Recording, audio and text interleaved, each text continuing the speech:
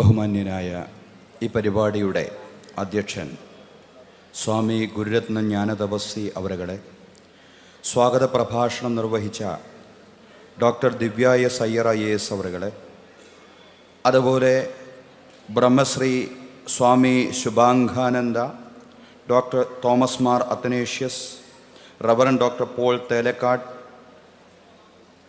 ബാലപ്രജാപതി അടികളാർ, അതുപോലെ Brahmacharini Mini Brahmakumaris, Swami Sandeepanandagiri, Shri Ashraf Kadakkal, Brahmachari Sudheer Chaitanya, EV Anilkumar, Swami Vishwabhadrananda Shaktibodhi, Shri Binoy Jacob Das, professor TP Kunhikannan, doctor Pramod Payyanur, അതുപോലെ Omanakutty teacher അടക്കമുള്ള സ്റ്റേജിലും അതിനെല്ലാം ഉപരിയായി സദസ്സിൽ അന്തരീക്ഷം പ്രതികൂലമായിട്ട് കൂടി ഇപ്പോഴും ഞങ്ങളെ കേട്ടുകൊണ്ടിരിക്കുന്ന സഹോദരങ്ങളെ, സഹോദരിമാരെ, ഗുണകാംക്ഷികളെ, മാതാപിതാക്കളെ,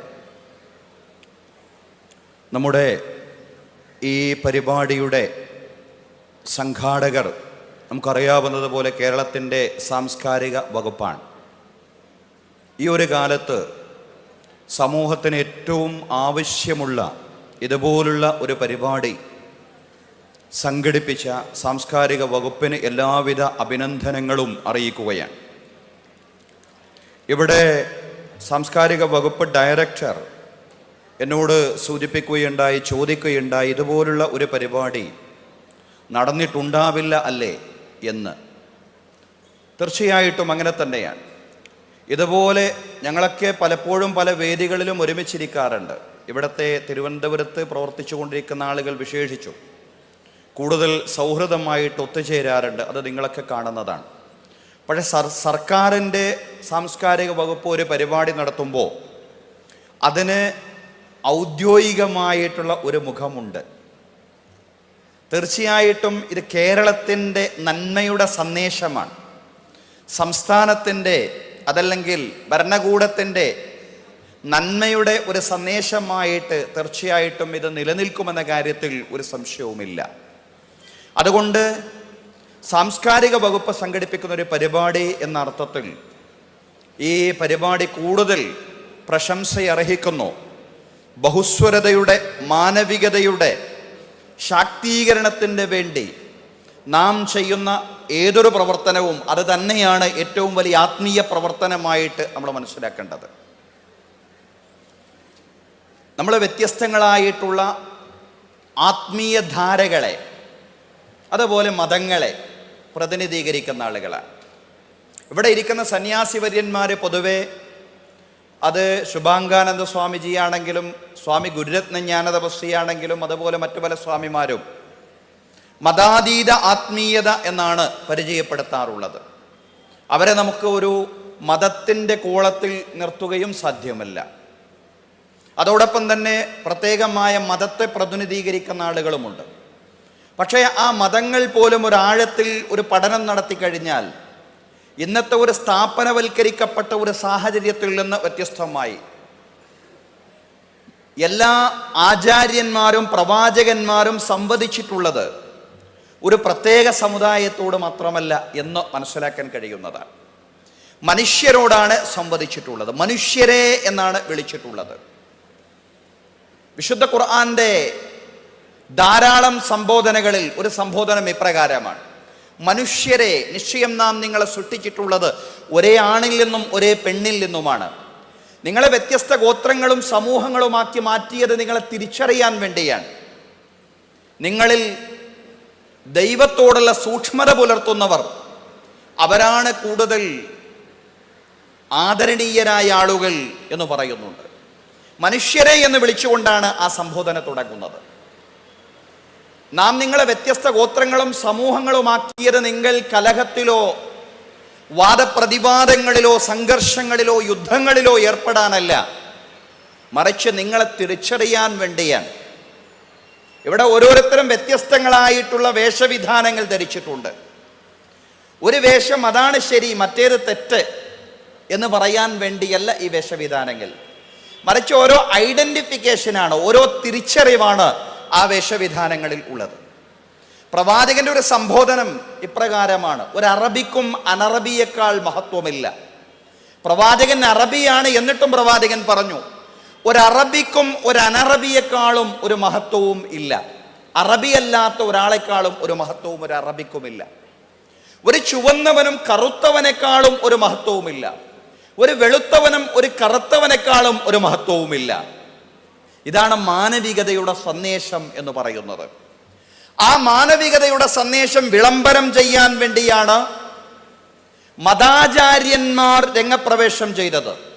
മതാതീതമായ ആത്മീയതകളും ലോകത്തോട് പറഞ്ഞത് ആ മാനവികതയുടെ സന്ദേശമാണ്. ഇവിടെ മാനവ മൈത്രി സംഗമമാണ്. മാനവികതയുടെ സന്ദേശം മൈത്രിയുടെ സന്ദേശമാണ്. അത് മതങ്ങളും മതാതീത ആത്മീയതയും പറഞ്ഞത് മൈത്രിയുടെ, മാനവികതയുടെ, സ്നേഹത്തിൻ്റെ, സാഹോദര്യത്തിൻ്റെ സന്ദേശമാണ്. ശ്രീനാരായണ ഗുരു പറഞ്ഞത് മാനവികതയുടെ സന്ദേശമാണ്. ജാതിഭേദം, മതദ്വേഷം ഏതുമില്ലാതെ സർവരും സോദരത്വേന വാഴുന്ന മാതൃകാസ്ഥാനമാണിത്. ഇന്ന് നമ്മൾ അഭിമുഖീകരിക്കുന്ന ചില പ്രയാസങ്ങളെ സംബന്ധിച്ച് ആമുഖ പ്രഭാഷണങ്ങളിൽ വന്നു കഴിഞ്ഞു. സമൂഹം കൂടുതൽ അസ്വസ്ഥമാവുന്നു എന്നതിനെ സംബന്ധിച്ച് പറഞ്ഞു. പക്ഷേ എന്തിന് അസ്വസ്ഥമാവണം? നമ്മൾ യഥാർത്ഥ ആചാര്യന്മാരുടെയും നവോത്ഥാന നായകന്മാരുടെയും പരിഷ്കർത്താക്കളുടെയും കൂടെ പൂർണ്ണമായും ചേർന്ന് നിന്നാൽ സമൂഹം വിഭജിക്കപ്പെടുകയില്ല എന്നുള്ളതാണ്. നാം ഭയപ്പെടുന്നതും നാം ആശങ്കിക്കുന്നതും ധ്രുവീകരണമാണ്, പോളറൈസേഷൻ. അത് സംഭവിക്കാതിരിക്കണമെങ്കിൽ മതത്തിൻ്റെ ആചാരങ്ങളുടെ സന്ദേശം മാത്രം മുറുകെ പിടിക്കുക എന്നുള്ളതല്ല, അതല്ലെങ്കിൽ വിശ്വാസങ്ങൾ മാത്രം പ്രഘോഷിക്കുക എന്നുള്ളതല്ല. ആചാരങ്ങളും വിശ്വാസങ്ങളും പ്രഘോഷിപ്പിക്കുന്നതോടൊപ്പം തന്നെ, ഉയർത്തിപ്പിടിക്കുന്നതോടൊപ്പം തന്നെ മതങ്ങളാണെങ്കിലും മതാതീത ആത്മീയ ചിന്തകളാണെങ്കിലും ഉയർത്തിപ്പിടിക്കുന്ന മാനവികതയുടെ ഉയർന്ന സന്ദേശമുണ്ട്. ആ സന്ദേശം ലോകത്ത് വിളംബരം ചെയ്യുക എന്നുള്ളതാണ്. നാരായണ ഗുരുവിൻ്റെ ചരിത്രവുമായി ബന്ധപ്പെട്ടുകൊണ്ട് നമ്മെക്കാൾ കൂടുതൽ അത് പറയാൻ അർഹതയും യോഗ്യതയുമുള്ള ശുഭാംഗാനന്ദ സ്വാമികളുണ്ട്. പക്ഷേ ശുഭാംഗാനന്ദ സ്വാമികളിൽ മാത്രം പരിമിതപ്പെടുന്നതല്ലല്ലോ നാരായണ ഗുരുവിൻ്റെ സന്ദേശം. പ്രവാചകൻ തിരുമേനിയെക്കുറിച്ച് എനിക്ക് മാത്രമല്ല എല്ലാവർക്കും പറയാനുള്ള അധികാരമുണ്ട്. കാരണം പ്രവാചകൻ തിരുമേനി ലോകത്തോടാണ് സംവദിച്ചത്. ശ്രീനാരായണ ഗുരുവും ലോകത്തോടാണ് സംവദിച്ചത്. നാരായണ ഗുരു യാത്ര ചെയ്യുമ്പോൾ അദ്ദേഹത്തോട് ചോദിച്ചു എന്ന് പറയപ്പെടുന്നു. ഒരു സഹോദരൻ ജാതി ചോദിക്കുന്നുണ്ട്. ഏതാണ് ജാതി? മനുഷ്യജാതി. ഇതെന്തോ നമ്മുടെ ഇന്നത്തെ ഭാഷയിൽ പറഞ്ഞാൽ ഭ്രാന്ത് പിടിപ്പിക്കുന്ന ഒരു മറുപടിയാണ് എന്ന രീതിയിൽ, മക്കാറാക്കുന്ന എന്ന ചില പ്രയോഗങ്ങളുണ്ട്. അങ്ങനെയുള്ള ഒരു മറുപടിയാണ് എന്ന രീതിയിൽ വീണ്ടും ചോദ്യകർത്താവ് ചോദ്യം ആവർത്തിച്ചുവെന്നാണ്. ഗുരു അപ്പോഴും മനുഷ്യജാതി ആവർത്തിച്ചുകൊണ്ട് ചോദിച്ചപ്പോഴും മനുഷ്യജാതി, കേട്ടില്ലേ മനുഷ്യജാതി എന്നതായിരുന്നു മറുപടി. അപ്പോൾ അടിസ്ഥാനപരമായിട്ട് എല്ലാവരും മനുഷ്യനാകുന്ന കുടുംബത്തിൽ അംഗമാണ്. മനുഷ്യരാകുന്ന കുടുംബത്തിൽ വസുദൈവ കുടുംബകം, മനുഷ്യരാകുന്ന ലോകം മുഴുവൻ, ലോകത്തിലെ മുഴുവൻ ജീവജാലങ്ങളും മനുഷ്യരാകുന്ന കുടുംബത്തിലെ അംഗങ്ങളാണ്. ദൈവത്തോടുള്ള സൂക്ഷ്മതയാണ് നിങ്ങളുടെ ആദരവിൻ്റെ അടിസ്ഥാനം. നിങ്ങൾ ഇന്ന ഗോത്രത്തിൽ സമൂഹത്തിൽ ജനിച്ചു എന്നുള്ളതല്ല. ദൈവത്തോടുള്ള സൂക്ഷ്മത എന്ന് പറയുമ്പോൾ ഈ പ്രപഞ്ചത്തിലെ എല്ലാ ജീവജാലങ്ങളോടുമുള്ള കടപ്പാടുകൾ നിലനിർത്തുന്നതിലുള്ള സൂക്ഷ്മത കൂടിയാണ്. ഒരു സൂഫി ചരിത്രത്തിൽ ഇപ്രകാരം വായിക്കാൻ കഴിഞ്ഞിട്ടുണ്ട്. ബായസീദ് ബിസ്താമി എന്ന് പറയുന്ന ഒരു സൂഫി വര്യൻ, അറിയപ്പെട്ട ഒരു സൂഫി വര്യനാണ്. സൂഫി ചിന്തയെ അല്പമെങ്കിലും പ്രാഥമികമായിട്ടെങ്കിലും പഠിക്കുന്ന ആളുകളെ സംബന്ധിച്ചിടത്തോളം ബായസീദ് ബിസ്താമിയെ പഠിക്കാതിരിക്കാൻ കഴിയില്ല. അദ്ദേഹത്തിൽ നിന്ന് എന്തോ ഒരു വസ്തുവല്ല, അല്പം നട്ട്സ് വാങ്ങി, അണ്ടിപ്പരിപ്പ് വാങ്ങി അദ്ദേഹം നാട്ടിലേക്ക് ബിസ്താമിലേക്ക് തിരിക്കുന്നുണ്ട്. അങ്ങനെ ബിസ്താമിൽ വന്നുകൊണ്ട് ആ പരിപ്പ് തുറന്നു നോക്കുമ്പോൾ അതിൽ നിറയെ ഉറുമ്പുകളാണ്, നിറയെ ഉറുമ്പ്. അദ്ദേഹത്തിന് വല്ലാത്ത പ്രയാസം. നമ്മൾ ചിന്തിക്കും അദ്ദേഹത്തിൻ്റെ പ്രയാസം അദ്ദേഹത്തിൻ്റെ പൈസ നഷ്ടപ്പെട്ടു എന്നതാണല്ലോ, അദ്ദേഹത്തിന് ഈ നട്ട്സ് ഉപയോഗിക്കാൻ കഴിയില്ല എന്നതാണല്ലോ. പക്ഷേ അദ്ദേഹത്തിൻ്റെ പ്രയാസം അതായിരുന്നില്ല. ഈ ഉറുമ്പുകളെ കൂട്ടമായിട്ടവ അവയുടെ നാട്ടിൽ ജീവിച്ചു കൊണ്ടിരിക്കുന്ന അവസ്ഥയിൽ അവരുടെ ബന്ധുക്കളിൽ നിന്ന് അവയെ കൊണ്ടുവന്നല്ലോ എന്നുള്ള ചിന്ത. ആ ചിന്ത എവിടെ നിന്ന് കിട്ടി? ആ പണ്ഡിതന് ആ ചിന്ത എവിടെ നിന്ന് കിട്ടി? വിശുദ്ധ ഖുർആനിൽ പറയുന്നുണ്ട്, പ്രപഞ്ചത്തിലെ എല്ലാ ജീവജാലങ്ങളും എല്ലാ ഉമമുൻ അംസാലക്കും നിങ്ങളെപ്പോലത്തെ സമൂഹങ്ങളാണ്, അവർക്കെല്ലാം വികാര വിചാരങ്ങളുണ്ട് എന്നുള്ള വലിയൊരാശയം നിങ്ങൾ നോക്കൂ. അപ്പോൾ പ്രപഞ്ചത്തിൽ ദൈവത്തോടുള്ള കടപ്പാടുകൾ പൂർത്തീകരിക്കുന്നിടത്തുള്ള സൂക്ഷ്മത ഒരു മനുഷ്യൻ പുലർത്തിയാൽ അതിൻ്റെ ആനുകൂല്യം പ്രപഞ്ചത്തിലെ സകല ജീവജാലങ്ങൾക്കും, മനുഷ്യർക്ക് ഏതായാലും ലഭിക്കും, മനുഷ്യരടക്കമുള്ള സകല ജീവജാലങ്ങൾക്കും ലഭിക്കും എന്നുള്ളതാണ്. ആ അർത്ഥത്തിൽ മതത്തെ ആധുനികമായും മാനവികമായും പരിചയപ്പെടുത്തുന്നിടത്തുള്ള പരാജയമാണ് എന്ന് സമൂഹം അഭിമുഖീകരിച്ചു കൊണ്ടിരിക്കുന്ന ഏറ്റവും വലിയ പരാജയം എന്ന് പറയുന്നത്. മതം അത് മാനവികമാണ്. മതാതീത ചിന്തകളെ പോലെ തന്നെ, ആത്മീയ ചിന്തകളെ പോലെ തന്നെ മതാചാര്യന്മാരും സകല ആചാര്യന്മാരും അങ്ങനെയാ പറഞ്ഞത്. ക്രിസ്തു പഠിപ്പിച്ചതും അങ്ങനെ തന്നെ. നിന്നെപ്പോലെ നിന്റെ അയൽക്കാരനെയും സ്നേഹിക്കുക എന്ന് ക്രിസ്തു പറയുമ്പോൾ ക്രിസ്ത്യാനിയായ അയൽക്കാരനെ സ്നേഹിക്കാനല്ല, മുഴുവൻ ലോകത്തുള്ളവരും നിന്റെ അയൽക്കാരനാണ്. അതല്ലെങ്കിൽ നിന്റെ തൊട്ടടുത്ത് താമസിക്കുന്നവർ, അവർക്ക് നീ പ്രത്യേകം അയൽക്കാരെന്ന് പറയും. അവിടെ നിലനിൽക്കുന്നത്, അവിടെ താമസിക്കുന്നത് അത് ഇന്ന മതക്കാരൻ ഇന്ന ജാതിക്കാരൻ എന്നുള്ളതല്ല, അതേത് മതക്കാരനാണെങ്കിലും അവനെ സ്നേഹിക്കുക. അതാണ് ക്രിസ്തുവിൻ്റെ സന്ദേശം. അത് മാനവികതയുടെ സന്ദേശമാണ്. അത് ലോകത്തിന് ഗുണപ്പെടുന്ന, ഉപകാരപ്പെടുന്ന, ലോകത്തെ വളർത്തുന്ന സന്ദേശമാണ്. ലോകം സ്വർണത്താളുകളിൽ, തങ്കലിപികളിൽ, ഹൃദയത്തിൽ ഉല്ലേഖനം ചെയ്തിട്ടുള്ള സന്ദേശമാണ്. ആ സന്ദേശത്തിൻ്റെ അടിത്തറയിലാണ് ഫ്രാൻസിസ് മാർപ്പാപ്പയടക്കമുള്ള ക്രൈസ്തവതയുടെ സന്ദേശവാഹകർ മുഴുവനും ലോകത്ത് പ്രവർത്തിച്ചത്, ലോകത്തിന് നേതൃത്വം കൊടുത്തത് എന്നുള്ളതാണ്. അതുകൊണ്ട് അവർക്ക് യാതൊരു മടിയും കൂടാതെ ദുർബല ജനവിഭാഗങ്ങളുടെ കൂടെ നിൽക്കുവാൻ സാധ്യമായിരുന്നു. പാവപ്പെട്ടവന്റെ കൂടെ നിൽക്കുവാൻ നിലപാടുകളിൽ സാധ്യമായിരുന്നു. അതുപോലെ തന്നെ അവർക്ക് മനുഷ്യന്റെ വികാരങ്ങളെ ഉൾക്കൊണ്ടുകൊണ്ട് ജനങ്ങളോട് സംസാരിക്കുവാൻ സാധിച്ചിരുന്നു. മാർപ്പാപ്പയുടെ ഒരു വർത്തമാനമായിട്ട് ഞാൻ കേട്ടിട്ടുണ്ട്, നിന്റെ ഫ്രിഡ്ജിൽ നീ സൂക്ഷിച്ചു വെക്കുന്ന ആ ഭക്ഷ്യപദാർത്ഥങ്ങൾ നിന്റേതല്ല എന്ന് പറയുമ്പോൾ ഫ്രിഡ്ജിൽ ഭക്ഷണ പദാർത്ഥങ്ങൾ സൂക്ഷിച്ചു വെക്കാൻ പാടില്ലെന്നല്ല പറഞ്ഞത്. നീ ഭക്ഷണ പദാർത്ഥങ്ങൾ സൂക്ഷിച്ചു വെക്കുമ്പോൾ നിന്റെ തൊട്ടപ്പുറത്തുള്ള വീട്ടിൽ അതിനർഹതപ്പെട്ട ആളുകൾ, അവകാശപ്പെട്ട ആളുകൾ ഇല്ലെന്ന് ഉറപ്പുവരുത്താൻ നിനക്ക് സാധിക്കണം. അതാണ് അയൽപക്ക സ്നേഹം എന്ന് പറയുന്നത്. അത് പരോപകാരമായിട്ട് വികസിക്കുകയാണ്, മറ്റുള്ളവർക്ക് ഉപകാരം ചെയ്യലായി. അത് തന്നെയാണ് നാരായണ ഗുരുവും പറഞ്ഞത്, ശ്രീ നാരായണ ഗുരുവും പറഞ്ഞത്, അവനവൻ ആത്മസുഖത്തിന് ആചരിക്കുന്നവ അപരന സുഖത്തിനായി തീർന്നിടണം. മറ്റുള്ളവന്റെ ദുഃഖം എൻ്റെ ദുഃഖമായി, മറ്റുള്ളവന്റെ സുഖവും സന്തോഷവും എൻ്റെ സന്തോഷമായിട്ട് മാറുമ്പോഴാണ് അസൂയയില്ലാത്ത, അതുപോലെ തന്നെ പരസ്പരം ജാതീയമായിട്ട് മത്സരിക്കാത്ത ഒരു സാമൂഹിക ചുറ്റുപാട് ലോകത്തുണ്ടാവുകയുള്ളൂ എന്നുള്ളതാണ്. ആ ചുറ്റുപാടിനെ ഉണ്ടാക്കാൻ വേണ്ടിയിട്ടുള്ള പ്രതിജ്ഞകൾക്ക് വേണ്ടിയാണ് നാം ഇത്തരം സദസ്സുകളിൽ ഒരുമിച്ച് ചേർന്നിട്ടുള്ളത്. ഇതിൻ്റെ വിസിബിലിറ്റി, ഇതിൻ്റെ ദൃശ്യതയും ഇതിൻ്റെ പ്രചാരവും എന്നതിനപ്പുറം ഇതിൽ നമുക്ക് ഉൾക്കൊള്ളാനുള്ള വലിയ വലിയ സന്ദേശങ്ങളുണ്ട്. നാം ഒരുമിച്ചിരിക്കുമ്പോൾ തീർച്ചയായിട്ടും നാം ഒരുമിച്ചിരിക്കുന്ന ആ ദൃശ്യവും അത് ലോകത്തിന് കൂടുതൽ മനോഹാരിത നൽകുന്നുണ്ട്. അത് ലോകത്തിന് ഈ ഇരുത്തം തന്നെ വലിയ സന്ദേശം ലോകത്തിന് നൽകുന്നുണ്ട് എന്നുള്ളതാണ്. പ്രവാചകന്റെ ഒരു ശിഷ്യനുണ്ടായിരുന്നു. ആ ശിഷ്യന്റെ അടുക്കൽ, അദ്ദേഹത്തിൻ്റെ അടുക്കലേക്ക് വിഭവ സമൃദ്ധമായിട്ടുള്ള ആഹാരം കൊണ്ടുവന്നാൽ ഉടനെ ചോദിക്കുന്ന ഒരു ചോദ്യം, ഇത് നമ്മുടെ തൊട്ടപ്പുറത്തുള്ള അയൽവാസിക്ക് കൊടുത്തോ എന്നുള്ളതാണ്. അദ്ദേഹത്തിൻ്റെ അയൽക്കാർ പലപ്പോഴും മുസ്ലിങ്ങളായിരുന്നില്ല, ക്രൈസ്തവരും ജൂതമതക്കാരും ഒക്കെ ധാരാളമുള്ള ഒരു പ്രവാചക ശിഷ്യനാണ്.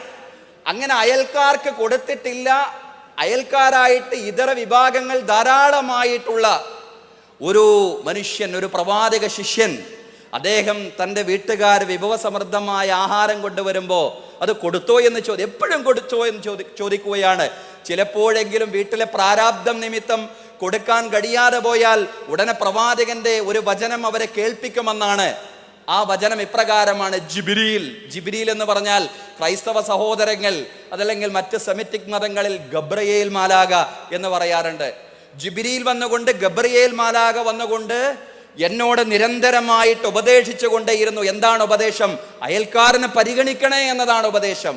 പ്രവാചകൻ പറയാണ്, അവസാനം അയൽക്കാരൻ എൻ്റെ സ്വത്തിൽ അനന്തരഗാമിയായേക്കുമോ എന്ന് ഞാൻ ആശങ്കിക്കുന്നിടത്തോളം ആ ഉപദേശം ഇങ്ങനെ നിരന്തരമായിട്ട് തുടർന്നു കൊണ്ടേയിരുന്നു എന്നുള്ളതാണ്. ഇവിടെ ഇപ്പറയുന്ന ആത്മീയ പ്രതിനിധാനങ്ങൾ ഒരുമിച്ചിരിക്കുന്നത് ഈ ഒരു ദിവസത്തിലൂടെ, ഈ ഒരു ഒരുമിച്ചിരിക്കുന്നതിലൂടെ ഇത് അവസാനിപ്പിക്കാൻ വേണ്ടിയല്ല, മറിച്ച് തീർച്ചയായിട്ടും ഇത് തുടർച്ചയുള്ള ഒരു ഒരുമിച്ചിരിക്കൽ ആവേണ്ടതുണ്ട്. ഇതൊരു ആദ്യ സമ്മേളനമാണ് എന്ന് ആമുഖ പ്രഭാഷണങ്ങളിൽ പറഞ്ഞു. ആദ്യ സമ്മേളനത്തിന് വേണ്ടി തിരുവനന്തപുരം നഗരിയെ തെരഞ്ഞെടുത്തതും ഇതൊരു തലസ്ഥാന നഗരി എന്നതുകൊണ്ട് മാത്രമല്ല എന്ന് ഞാൻ മനസ്സിലാക്കുന്നു. ഈ തലസ്ഥാന നഗരി ഉദ്ഘോഷിക്കുന്ന വലിയൊരു വിളംബരം അത് സാഹോദര്യമാണ്. ഇവിടെ ഇരിക്കുന്ന ഓരോരുത്തരും എൻ്റെ സഹയാത്രികരാണ്, ഒരുമിച്ച് ഞങ്ങൾ കഴിഞ്ഞുകൂടുന്നവർ. ശാന്തിഗിരി ആശ്രമത്തിൽ ഞാൻ എപ്പോഴും പോകാറുണ്ട്. എപ്പോഴും ഞാൻ അവിടെ നിന്ന് ആദ്യമായിട്ട് കേട്ടൊരു വർത്തമാനം, ഞാനവിടെ ഒരു പ്രസംഗത്തിന് വേണ്ടി ചെല്ലുമ്പോൾ ജോർജ് ഓണക്കൂർ പ്രസംഗിക്കുകയാണ്. ഓണക്കൂർ സാറ് പറഞ്ഞു, അദ്ദേഹം ഗുരുവിൻ്റെ അടുക്കൽ ചെല്ലുമ്പോൾ ഗുരു ചോദിക്കുന്ന ആദ്യത്തെ ചോദ്യം ഭക്ഷണം കഴിച്ചോ എന്നുള്ളതാണ്. ഭക്ഷണം കഴിച്ചോ എന്നുള്ള ചോദ്യം, അന്നം നൽകുക, ആളുകൾക്ക് അന്നം നൽകുക എന്ന് പറയുന്നത് ആത്മീയതയുടെ വലിയ സന്ദേശമാണ്. ആ വലിയ സന്ദേശം, അന്നമൂട്ടുന്ന വലിയ സന്ദേശം, അതുപോലുള്ള വലിയ സന്ദേശങ്ങൾ പ്രതിനിധീകരിക്കുന്ന വലിയ വലിയ ആചാര്യന്മാർ. ഇവിടെ സന്ദീപാനന്ദഗിരി സ്വാമികളുണ്ട്, അദ്ദേഹവും അതുപോലെ തന്നെ വിശ്വഭദ്രാനന്ദ ശക്തിബോധി, നമ്മുടെ ബിഷപ്പടക്കമുള്ള, അതുപോലെ തന്നെ നമ്മുടെ അച്ഛനടക്കമുള്ള എല്ലാ ആളുകളും നിരന്തരമായി പരിപാടികളിൽ സംഗമിക്കുന്നു എന്ന് മാത്രമല്ല, ആ നിരന്തരമായ ആ സമ്പർക്കം ജീവിതത്തിലെ വലിയൊരു സൗഹൃദമായിട്ട് വളർത്തുവാൻ നമുക്ക് സാധിച്ചിട്ടുണ്ട്. തിരുവനന്തപുരം നഗരം എന്ന് പറയുമ്പോൾ നേരത്തെ എന്നെ ക്ഷണിച്ചപ്പോൾ പറഞ്ഞ ഒരു സംഗതിയുണ്ട്. ഈ നഗരത്തിൻ്റെ, തലസ്ഥാന നഗരി വലിയൊരു പ്രതീകമാണ്. ഈ കേരളത്തിൻ്റെ മാനവ സൗഹൃദത്തിൻ്റെ, മതേതര സൗഹൃദത്തിൻ്റെ ഏറ്റവും വലിയ അടയാളപ്പെടുത്തലാണ് തലസ്ഥാന നഗരി എന്ന് പറയുന്നത്. പാളയം ജുമാ മസ്ജിദും അതുപോലെ തന്നെ അതിന് തൊട്ടപ്പുറത്ത് ഒരു ചുമരിൽ ചാരി നിൽക്കുന്ന ക്ഷേത്രവും, ആ ജുമാ മസ്ജിദിനോടും ക്ഷേത്രത്തിനോടും അതിൻ്റെ മുൻഭാഗത്തും പിൻഭാഗത്തും നിലനിൽക്കുന്ന രണ്ട് ക്രൈസ്തവ ദേവാലയങ്ങളും, അതാണ് കേരളത്തിൻ്റെ സാഹോദര്യത്തിൻ്റെ പ്രതീകം എന്ന് പറയുന്നത്. കേരളത്തിൻ്റെ സാഹോദര്യത്തിൻ്റെ, മാനവ മൈത്രിയുടെ പ്രതീകമായിട്ട് ജ്വലിച്ചു നിൽക്കുന്ന തിരുവനന്തപുരം നഗരം തന്നെ നമ്മുടെ ഈ മാനവ മൈത്രി സമ്മേളനത്തിന് തെരഞ്ഞെടുത്തു എന്നുള്ളത് യാദൃശ്ചികമല്ല, അത് ഈ നഗരത്തിന് അർഹതപ്പെട്ടതും അവകാശപ്പെട്ടതുമാണ്. തീർച്ചയായിട്ടും ഈ മാനവ മൈത്രിയുടെ നഗരത്തിൽ നിന്ന് തുടങ്ങിയ ഈ മാനവ മൈത്രി പ്രവർത്തനത്തിന് കേരളത്തിൻ്റെ മാനവികതയുടെ, കേരളത്തിൻ്റെ സാംസ്കാരിക മഹത്വത്തെ ഉദ്ഘോഷിക്കുന്ന വലിയ വലിയ ആശയങ്ങൾ ഈ ലോകം നശിക്കുന്ന ഒരു കാലത്ത്, അതുവരെ അന്ത്യദിനം വരെ എന്ന് പറയും, അന്ത്യദിനം വരെ അത് തുടരാൻ, ഈ മാനവികതയുടെ സന്ദേശം അന്ത്യദിനം വരെ തുടരാൻ തീർച്ചയായിട്ടും നമുക്ക് സാധ്യമാവട്ടെ എന്ന് ഒറ്റവാക്കിൽ പ്രാർത്ഥിച്ചുകൊണ്ട് ഈ പരിപാടിക്ക് എല്ലാവിധ ഭാവുകങ്ങളും നേർന്നുകൊണ്ട്, പ്രത്യേകിച്ചും ഈ പരിപാടിക്ക് നേതൃത്വം കൊടുത്ത സാംസ്കാരിക വകുപ്പിനെയും ഇന്ന് നമ്മുടെ കൂടെ നിന്നുകൊണ്ട് സ്വാഗത പ്രഭാഷണത്തിലടക്കം നമ്മെ നയിച്ച സാംസ്കാരിക വകുപ്പിൻ്റെ ഡയറക്ടറെയും എല്ലാം തന്നെ പ്രത്യേകമായിട്ട് അഭിനന്ദിക്കുന്നു. ഇതുപോലുള്ള പരിപാടികൾ ഇനിയും കൂടുതൽ ഉണ്ടാവട്ടെ. നമ്മെ ഒന്നിച്ചിരുത്തുന്ന, അതുപോലെ തന്നെ ധ്രുവീകരണം എന്ന് പറയുന്ന ഒരാശങ്ക നമ്മുടെ മുമ്പിലുണ്ടെങ്കിൽ ഈ നാട്ടിലത് നടക്കില്ല. ഈ നാട്ടിലെ ജനങ്ങളെ രണ്ടായിട്ട് വിഭജിക്കുവാൻ, ഭിന്നിക്കുവാൻ കഴിയില്ല എന്ന് ആ ഭിന്നിപ്പിക്കാൻ വേണ്ടി ശ്രമിച്ചു കൊണ്ടിരിക്കുന്ന ശക്തികൾ എവിടെയെങ്കിലും ഉണ്ടെങ്കിൽ അവരോട് ഉച്ചൈസ്തരം പറയുന്ന ഒരു സമ്മേളനമായി ഈ സമ്മേളനം മാറട്ടെ എന്ന് പ്രാർത്ഥിച്ചുകൊണ്ട്, ആശംസിച്ചുകൊണ്ട് ഞാൻ അവസാനിപ്പിക്കുന്നു. നന്ദി, നമസ്കാരം.